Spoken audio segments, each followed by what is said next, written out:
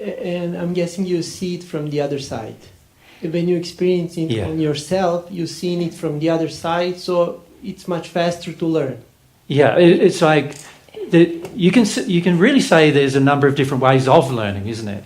You can observe other people making mistakes, and you can go, I need to not make the same mistakes because I can see that mistake. You know, you observe a man beating up a woman and you see the damage it has to the woman, you go, I'm not going to beat up a woman ever.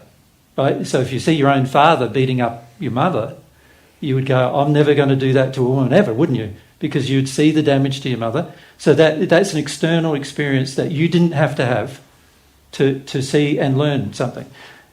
Or you're going to have to do it yourself.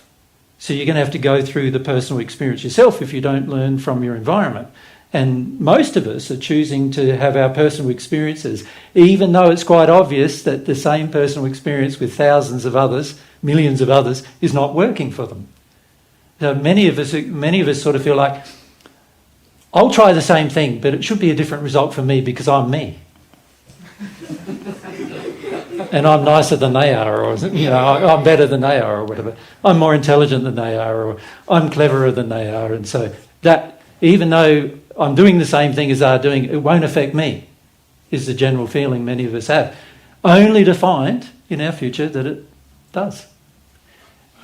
And so many of us are not capable, unfortunately, of learning from other people's experiences. We've got to learn from our own. But also learning from your own experience is a very powerful tool for your future. Because as you learn from your own experience, you are most probably going to learn, and then once you have some awareness of what you've learnt, it's highly unlikely you'll do the same damaging things again. You can see that this is why humility is such an important quality for us to develop, because you can see that if you begin to release the pain of your own childhood early in your life, there's many decisions you won't make because you'll understand the gravity of it.